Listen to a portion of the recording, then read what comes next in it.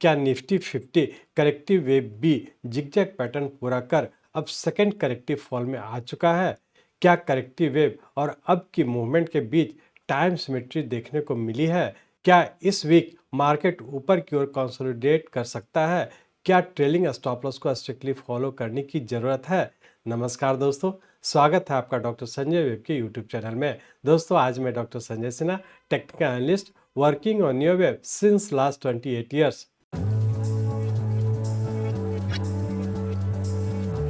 Start करने से पहले मैं समझता हूं कि आप लोग निश्चित रूप से डिस्क्लेमर को अच्छे से देखकर पढ़कर समझ लिए होंगे। इस चैनल पर दिए गए सभी कंटेंट एजुकेशनल पर्पस से बनाए गए हैं और इसका उद्देश्य किसी भी प्रकार की एडवाइस या रिकमेंडेशन करना नहीं है। हम सेबी रजिस्टर्ड फिनेंशियल एडवाइजर नहीं है, इसलिए हम आपको स्ट्रिक्टली सलाह देते हैं कि अपने प्रोफेशनल के कंसल्टेशन के बिना आप कोई भी डिसीजन, फिनेंशियल इन्वेस्टमेंट, ट्रेडिंग या कुछ भी ना करें। कुछ भी प्रॉफिट या लॉस होता है तो उसके लिए रिस्पॉन्सिबल आप खुद होंगे। आज हम निफ्टी 50 के करेक्टिव राइज जिगजैग पैटर्न के पूरा होने और अब शुरू हुए सेकंड करेक्टिव फॉल पर डिस्कशन करेंगे।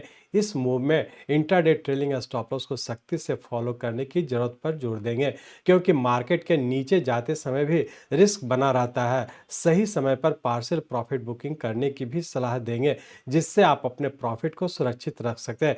जरूरत से ज़्यादा आत्मविश्वास से बचें और रिस्क मैनेजमेंट को नज़रअंदाज न करें, डिसिप्लिन बनाए रखें। तो इन सभी चीज़ों को और न्यू एनालिसिस के डायनेमिक मूवमेंट्स को समझने के लिए चलिए हम लोग चलते हैं निफ्टी के रियल टाइम चार्ट पर। यह निफ्टी का हम लोग का डेली चार्ट है और इस डेली चार्ट में हम लोग देख रहे हैं कि 27 सितंबर 2024 को हम लोग का एक इम्पल्स वेव कंप्लीट किया, जो 5 + 4 + 4 + 4 इक्वल टू 17th वेव के फॉर्म में एक इम्पल्स वेव पैटर्न कंप्लीट करके और यहाँ पे हम लोग का नीचे करेक्शन में इंटर कर चुका था। यहाँ पे हम लोग देखे थे कि जब इम्पल्स वेव कंप्लीट किया तो यहाँ पे नीचे का पैटर्न कंफर्म किया था। ये इंडिकेट किया था कि हम लोग का यहाँ पे एक इम्पल्स वेव कंप्लीट करके और नीचे करेक्टिव फॉल में इंटर कर चुके थे। इस करेक्टिव फॉल के तहत हम लोग देखे थे कि 27 सितंबर 2024 से लेकर के 21 नवंबर 2024 तक रफली 35 डेज का हम लोग का एक करेक्शन पूरा किया था, जो कि ए वेव के फॉर्म में कंप्लीट करके और पुनः यहाँ से हम लोग करेक्टिव बी वेव में इंटर कर चुके थे।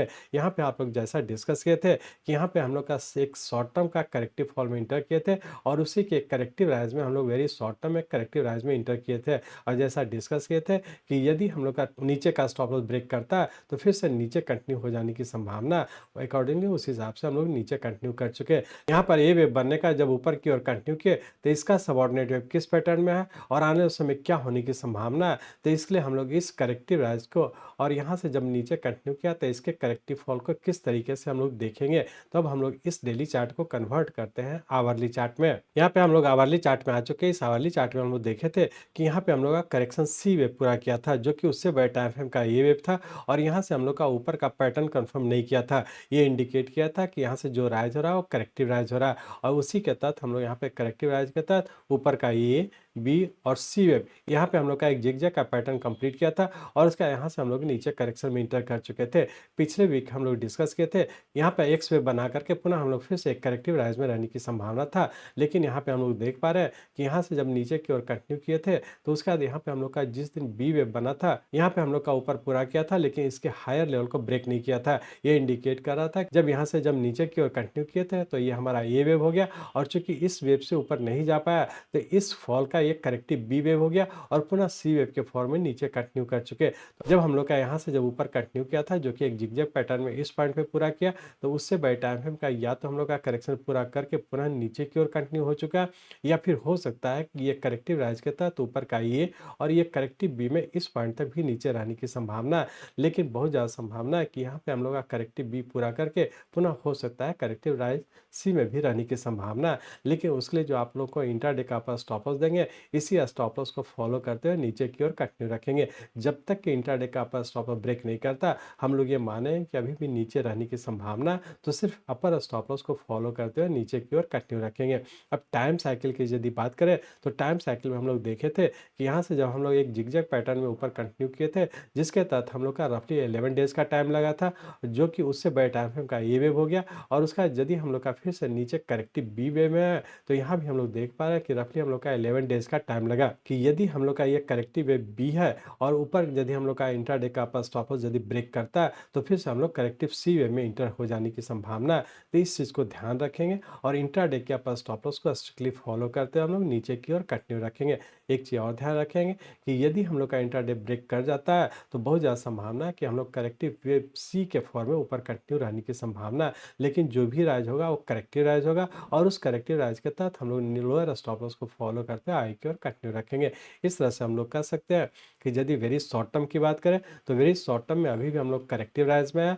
यदि हम लोग उससे छोटे टाइम फ्रेम मतलब वीकली पॉइंट ऑफ व्यू की बात करें तो वीकली पॉइंट से पिछले वीक हम लोग का second trailing lower stop loss था 24,000 का जो कि ब्रेक कर चुका है। तो ये इंडिकेट कर रहा है कि अभी भी हम लोग का एक करेक्शन में नीचे रहने की संभावना है। चूंकि हम लोग का weekly second trailing lower stop loss 24,000 break कर चुका है तो इस वीक के लिए हम लोग का अपर स्टॉप लॉस हो जाएगा 24,800 का। चूंकि यहीं से हम लोग का फिर से नीचे का वेव कंटिन्यू किया तो हम लोग का इस वीक के लिए अपर स्टॉप लॉस हो गया 24,800 का। यहाँ पे ध्यान रखेंगे कि चूंकि हम लोग का अपर स्टॉप लॉस बहुत बड़ा है तो यहाँ पर लोअर लेवल पर एग्रेसिव होकर के शॉर्ट पोजीशन बनाने से बचेंगे। यदि हम लोग का इंट्राडे का अपर स्टॉप लॉस ब्रेक करता है और उसका जब करेक्टिव राइज में ऊपर जाता है और करेक्टिव राइज पूरा करके फिर सब जब नीचे कंटिन्यू करेगा तभी हम लोग अपर लेवल स्टॉप लॉस को फॉलो करते हैं अपर लेवल पर शॉर्ट करके नीचे की ओर कंटिन्यू रखेंगे।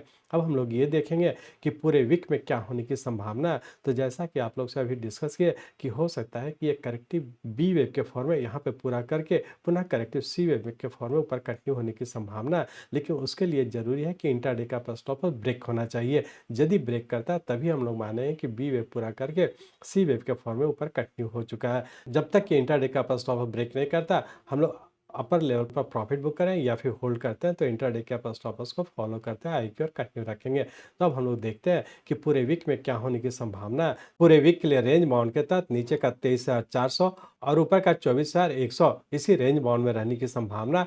पूरे वीक के लिए अपर स्टॉप लॉस होगा हम लोग का 24,800 का जो कि बहुत बड़ा स्टॉप लॉस है। तो इस चीज़ को ध्यान रखेंगे कि लोअर लेवल पर वीकली पॉइंट से यदि शॉर्ट करते हैं तो लोअर लेवल पर शॉर्ट करने से बचेंगे। जब करेक्टिव राइज में इंटर करता है तभी शॉर्ट करेंगे और अपर स्टॉप लॉस को फॉलो करते हुए नीचे की ओर कंटिन्यू रखेंगे। अब हम लोग देखेंगे कि मंडे ट्यूसडे को क्या होने की संभावना है। तो उसके लिए हम लोग इस आवरली चार्ट को कन्वर्ट करते हैं 15 मिनट के चार्ट में। यहाँ पे हम लोग 15 मिनट के चार्ट में आ चुके हैं। इस 15 मिनट के चार्ट में हम लोग देख रहे हैं कि यहाँ पे हम लोग का करेक्टिव बी पूरा किया जो कि इस हाईएस्ट पॉइंट से ऊपर नहीं गया था जो इंडिकेट कर रहा था कि यहाँ से हम लोग का नीचे का ए और ये बी और पुनः सी वेव के फॉर्म में नीचे कंटिन्यू किया है। अब इस सी वेव के तहत भी हम लोग देख रहे हैं कि नीचे का 1 2 3 4 और ये फिफ्थ वेव के फॉर्म में है जो कि उससे बड़े टाइम फ्रेम का सी वेव होने की संभावना है। तो यहाँ हम लोग इंट्राडे के अपर स्टॉप लॉस को स्ट्रिक्टली फॉलो करते हुए नीचे की ओर कंटिन्यू रखेंगे। इंट्राडे में मंडे ट्यूसडे को रेंज बाउंड के तहत नीचे का 23,400 और ऊपर का 23,900 इसी रेंज बाउंड में रहने की संभावना। इंट्राडे के पॉइंट से ऊपर का स्टॉप लॉस रखेंगे 24,250 का। इसी अपर स्टॉप लॉस को ध्यान में रखकर छोटे से रेंज बाउंड में ट्रेड करेंगे। ध्यान रखेंगे कि यदि ऊपर जाता है तो शॉर्ट करते हैं तो लोअर लेवल पर प्रॉफिट बुक करें या फिर होल्ड करते हैं तो ऊपर का स्टॉप लॉस 24,250 को फॉलो करते हुए नीचे की ओर कंटिन्यू रखेंगे। इस तरह से हम लोग कह सकते हैं कि इंट्राडे के पॉइंट से अभी भी नीचे रहने की संभावना। इंट्राडे के अपर स्टॉप लॉस को फॉलो करते हुए नीचे की ओर कंटिन्यू रखेंगे। वीकली पॉइंट से कहें तो वीकली पॉइंट हम लोग का नीचे कहीं ना कहीं पूरा होने की संभावना। अब पूरे वीक में हो सकता है करेक्टिव राइज में ऊपर रहने की संभावना। तो जब करेक्टिव राइज में ऊपर जाता है तभी शॉर्ट करें और वीकली पॉइंट से अपर स्टॉप लॉस 24,800 को फॉलो करते हुए नीचे की ओर कंटिन्यू रखेंगे। एक चीज और ध्यान रखेंगे कि जब भी शॉर्ट करें तो रिस्क रिवार्ड रेशियो अपने फेवर में यदि रहता है तभी शॉर्ट करेंगे। जब तक कि रिस्क रिवार्ड आपके फेवर में नहीं रहता है शॉर्ट पोजीशन बनाने से बचेंगे। वेरी शॉर्ट टर्म की बात करें तो वेरी शॉर्ट टर्म में हम लोग का अभी भी करेक्टिव राइज में है। जब तक इसके लो से नीचे नहीं जाता हम लोग ये माने करेक्टिव राइज करता तो ऊपर आने की संभावना। तो वेरी शॉर्ट टर्म का भी हम लोग करेक्टिव राइज में है और जब हम लोग का वेरी शॉर्ट टर्म का करेक्टिव राइज पूरा करता है तो जैसा कि आप लोग से पहले भी डिस्कस किए हैं कि शॉर्ट टर्म में भी हम लोग का करेक्टिव फॉल में है, मीडियम टर्म के भी करेक्टिव फॉल में है और वेरी शॉर्ट टर्म के सिर्फ करेक्टिव राइज में है। तो short term point of view से भी हम लोग का नीचे ही रहने की संभावना। तो इस चीज़ को ध्यान रखें कि जिस भी टाइम फ्रेम का अपडेट करना चाहते हैं अकॉर्डिंगली उसी टाइम फ्रेम का स्टॉप लॉस को फॉलो करते हुए नीचे की ओर कंटिन्यू रखेंगे। सिर्फ ध्यान रखेंगे कि यहाँ से जो फॉल हुआ है शॉर्ट टर्म का भी हम लोग का नीचे करेक्टिव फॉल में है, वेरी शॉर्ट टर्म का सिर्फ करेक्टिव राइज में है। वीकली पॉइंट ऑफ से हम लोग का नीचे कंटिन्यू है। इंटरडे के पॉइंट ऑफ से बहुत ज़्यादा संभावना कि अभी भी नीचे रहने की संभावना। तो इंटरडे आप स्टॉप लॉस को फॉलो करें, वीकली पॉइंट ऑफ से स्टॉप लॉस को फॉलो करें। वेरी शॉर्ट टर्म और शॉर्ट टर्म के भी डाउन ट्रेंड में है तो उसको फॉलो करते हम लोग आगे की ओर कंटिन्यू रखेंगे। थैंक यू दोस्तों, आपने वीडियो देखने के लिए समय निकाला। हर एक मूव पर अलर्ट रहना ट्रेडिंग का एक हिस्सा है और मेरा यही एम है कि मैं आपको हमेशा अप टू डेट और इन्फॉर्म रखूं। मिलते हैं अगले वीडियो में एक नए एनालिसिस के साथ। तब तक के ट्रेड सेफ, स्टे अलर्ट।